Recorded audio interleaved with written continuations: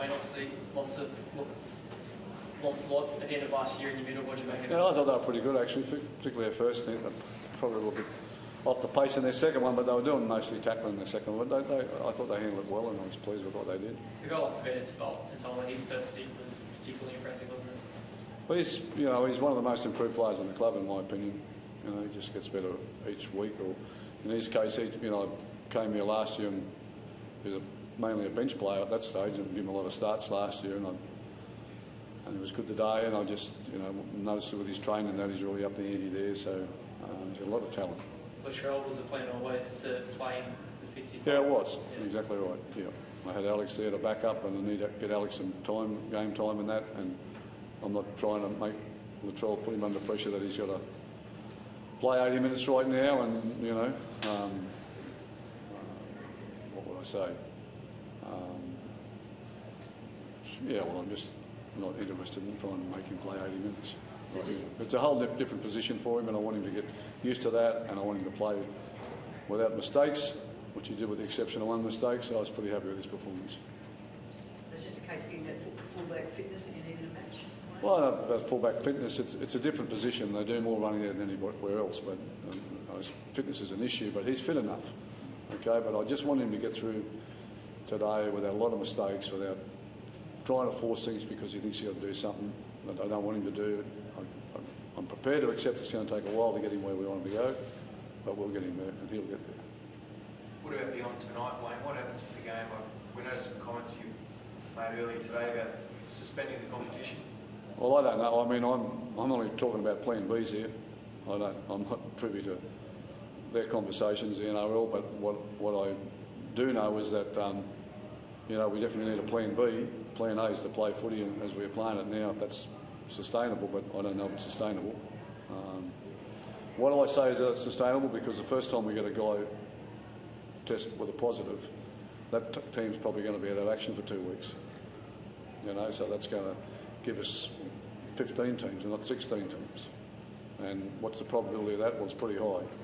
That's going to happen. So we do need a Plan B, and we probably need to enact it sooner than later. And the other fallacy with all this is, a month or 6 weeks, nobody knows. No one's got any idea.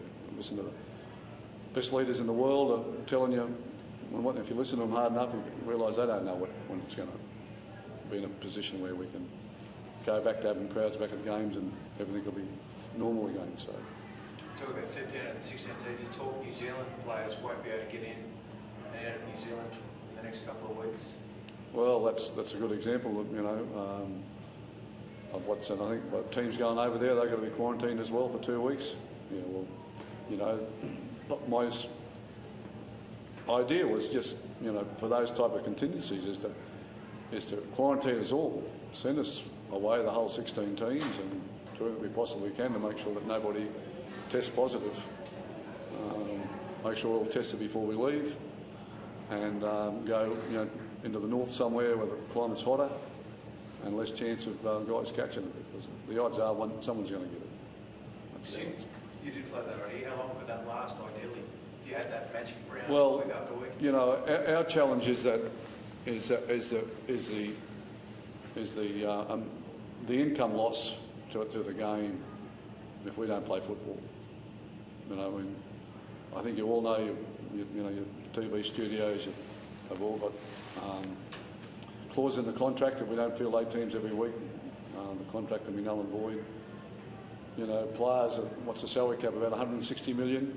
We've got 5 months' pay so far, so we're probably around 90 million still to be paid to players in the next, part of their contracts. But if the TV contracts fall over, do their contracts fall over? Who's going to pay the 90 million for them for the rest of the year?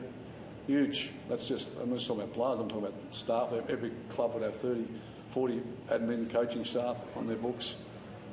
Sponsors are going to pull their sponsorship because they're getting no value for money, and they're obviously doing it tough in these times as well, so it's huge. But, as I said, we have to maybe be brave enough to do something that other codes haven't done, but not at the expense of anybody's health. I wouldn't suggest that.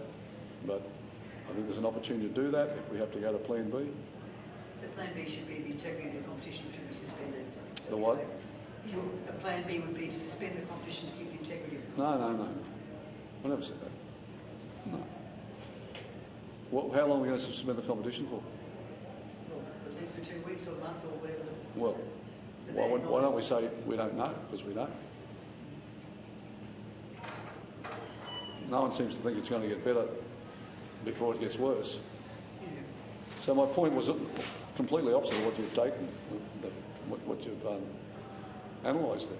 My point is I want the competition to remain playing, take us away.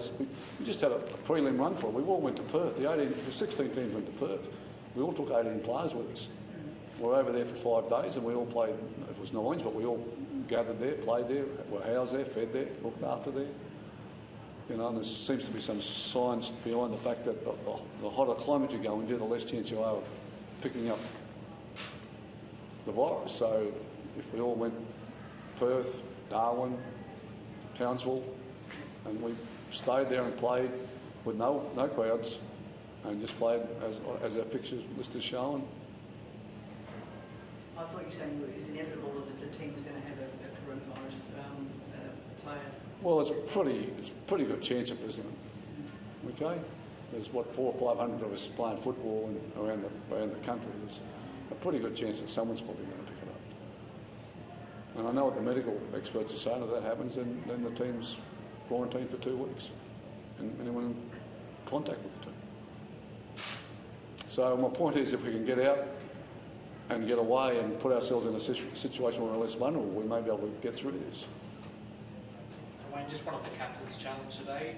Obviously, up at 15 minutes. It was a great decision, wasn't it? Well, it was 50-50, so yeah, what he was 50-50, it wasn't 50-50, mate. He didn't touch the ball. You've got to have some idea what's going on out there right beside it. It was a hard pass and he just didn't catch it. But,